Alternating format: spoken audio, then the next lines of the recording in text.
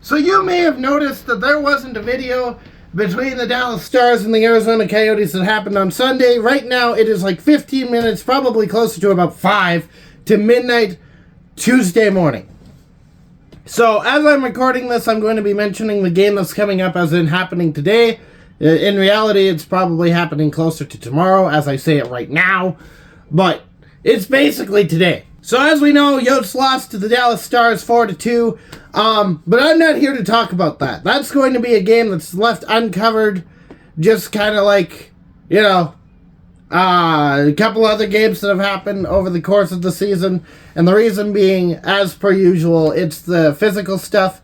In this case, fan in the kitchen kind of crapped out on us. So my dad and my roommate, who is visually impaired, so he kind of needs help with some stuff around the house, went and got a new fan. It had way too many screws, but we got it up, and after all of that, which is basically me on the ceiling, or at least like towards the ceiling, just going this the entire time, my shoulders were shot, and they still kind of are.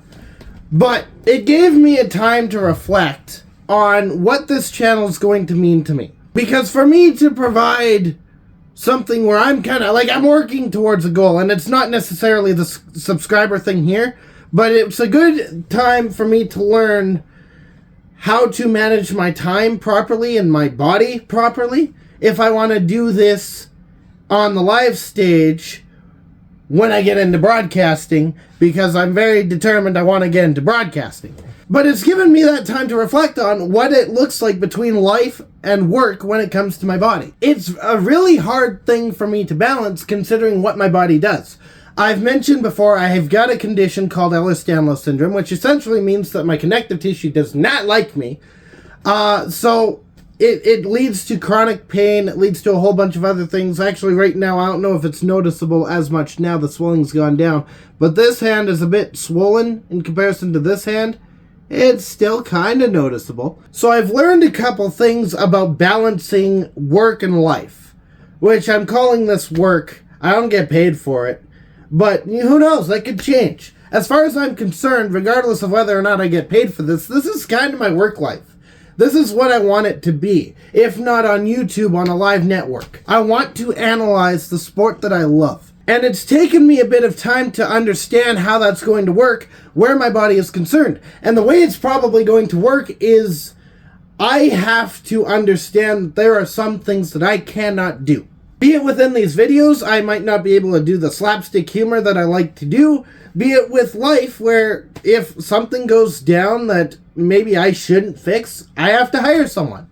But the reflection was really good for me because I can at least take that blueprint and apply it to my life. And in the same right that I got a chance to reflect on that, with this little bit of a break that I graced myself with, I've been able to reflect on another thing, which is the Arizona Coyotes.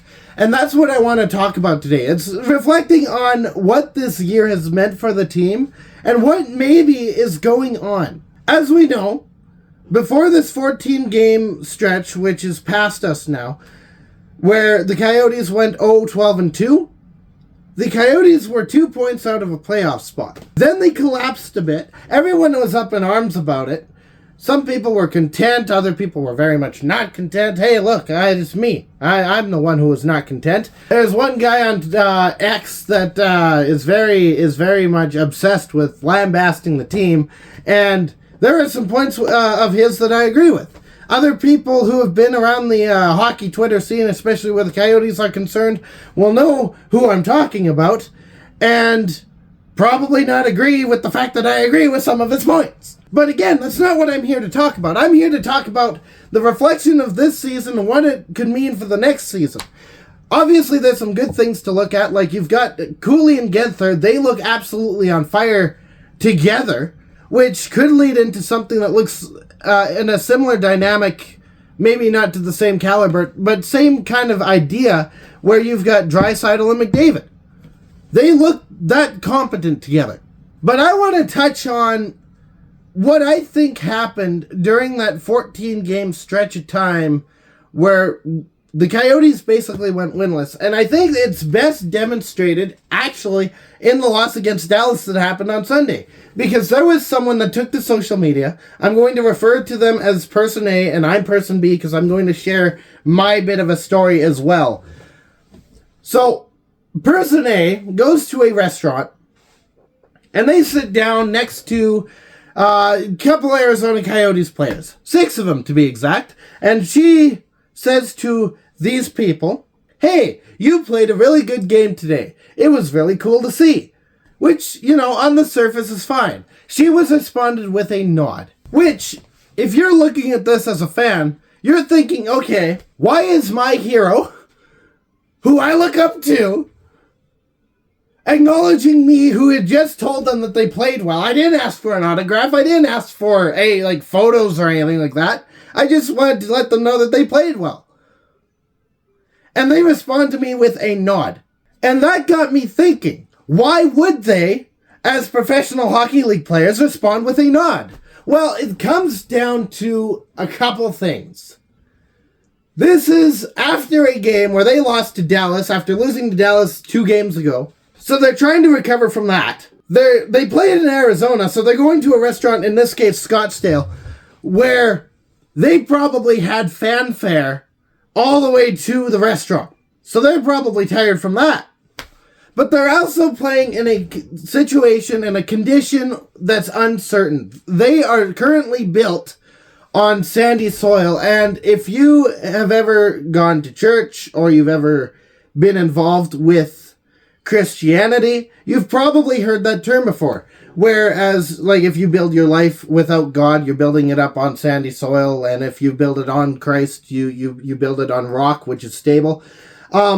I'm going to kind of change it to apply to this, because that's what the Coyotes are on, and I'm not talking literally. Yeah, they're in a desert, that's not what I'm getting at. But the Coyotes are very uncertain right now. They're on unstable ground. They are currently in a fight for a bid against other people for this land in North Phoenix. It already comes with its own challenges, even if we got the lot. But until that bid goes through and we win it, we're in a land of uncertainty, and we're also in a position where the rest of the league, who are built on a solid foundation, they're built on solid rock so that the waters of uncertainty and scrutiny don't wash them away. They can look at the Coyotes and laugh. So you apply that to the mental game of hockey. You're playing for an organization that isn't quite figured out yet. They're still up in the air. There were talks about relocation. This is coming from things like Sportsnet, ESPN, talking about the possibility of relocating to Salt Lake City, at the very least temporarily, but I doubt if it would have happened, it would have been temporary. At the end of the season. This season. And the expectation is that they're supposed to be playing with all of their mentality directed at the game? That's asking a lot for anyone. And getting into my side of things, my side isn't nearly as drastic, I don't think, because, I met Shane Doan at his home place, his home building, essentially. He grew up largely on the grounds that Circle Square Ranch, which was a huge part of my childhood, lays on. So he was essentially going home. I met him there, and I immediately fanboyed. I was all over talking to him and trying to interact with him, and I felt, at least after the initial reaction, I felt that I was given the cold shoulder. And it wasn't until actually recently, after this channel has been developed and after the 14-game stretch, where I reflected on that and thought, hold on, I didn't meet Shane Doan the player. I didn't meet Shane Doan the Coyotes legend. I didn't meet Captain Coyote when I met Shane Doan. I met Shane Doan the person, the family man, the person who grew up where I'm standing. And I met this person expecting the player. In the same right, what we are dealing with right now where the Coyotes are concerned, we are not dealing with O'Brien, the player, Schmaltz, the player, Keller, the player. We are dealing with these people, these players, as the people that they are. And that's something as fans we need to understand, is that we're interacting, we are watching people. We are not watching pawns on a chessboard. We are watching people with lives, with families, with emotions, with challenges, mental challenges that they have to overcome, not only in their personal life, not only on the ice, but behind the scenes with a game and with a team, with a franchise that's uncertain. And we're expecting Superman to go out on the ice every night. And then we get upset when Superman doesn't appear. I'm sure that the Coyotes themselves are more upset than we are about what this year ended up becoming. I'm sure we wanted to get into the playoffs this year. I'm sure we wanted everything to be different this year. I'm sure they wanted it more. And now, as we all know, that will not happen. We're going for yet another offseason of nothing, with the uncertainty surrounding the team. The mental side of this team, the emotional side of this team cannot be ignored. And in a few hours, like 8 o'clock my time tonight, the Arizona Coyotes are playing the Columbus Blue Jackets. They have recently called up Josh Doan, so the Doan legacy continues in Arizona, who will be making his NHL debut in this game. And it's ironic to me that I'm making this video right before we play Columbus, because their fans in Columbus are referred to as the fifth line. And I know it's a gimmick, it's something that'll draw people to the game with the idea of, hey, we're part of this team. But it's underestimated how true that is. There is a thing called home ice advantage. So going forward, going into next season, going into the future, going into the rest of this season, what we need is to become the fifth line for the Arizona Coyotes. We have to rally behind them. If you want a good example of what that doesn't look like, look at Edmonton. I've mentioned this already before, but I'm going to touch on it just a little bit more tonight. They are a good example of what not to do, because there have been many situations. I follow a lot of their groups and stuff on like Facebook or Twitter or whatnot, and I'll watch as the fans of the Edmonton Oilers will go after, they went after Hyman, they went after Brown, they went after Skinner, Campbell.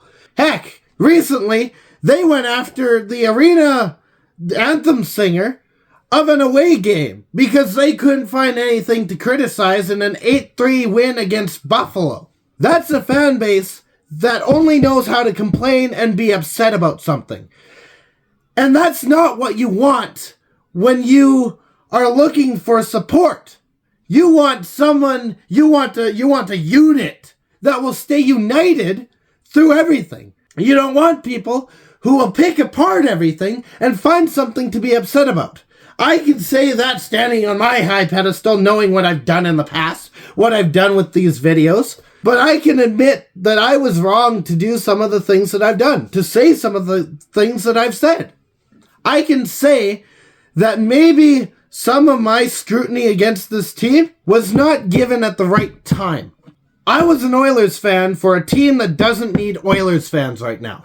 And the video will be different tonight, because I'll be focused more on the things that are working well, the things I see on the TV that I think should carry on into next season. Because the alternative is tearing down a team that's already down on its knees. And unfortunately, it took me this long to realize that. But the past has happened. Those 14 games have happened. This season has almost come to its completion. There's nothing I can do to go back and write the things that I've said. There's nothing I can do to go back and basically tell this team, hey, it's going to be okay. We're still behind you. We're still rallying with you. But I can start now. Does that mean that I can be content with what this team has become, with what this team is doing? No. But there is a time and there is a place for the frustration, for the anger to come out, for the criticism to come out. There is a time and a place where, yes, I am permitted to yell and scream about something I don't like. Now is not that time. Now is a time where we need to be behind the team. not pushing them even further down. So I'll be back in a few hours to cover what I saw in the Columbus Blue Jackets versus Arizona Coyotes game. And in the meantime, I'm going to try and make this as big as possible because it has to be. I am behind this team, and I hope you are too. So, in the meantime, stay howling and go Yotes! I'll be back.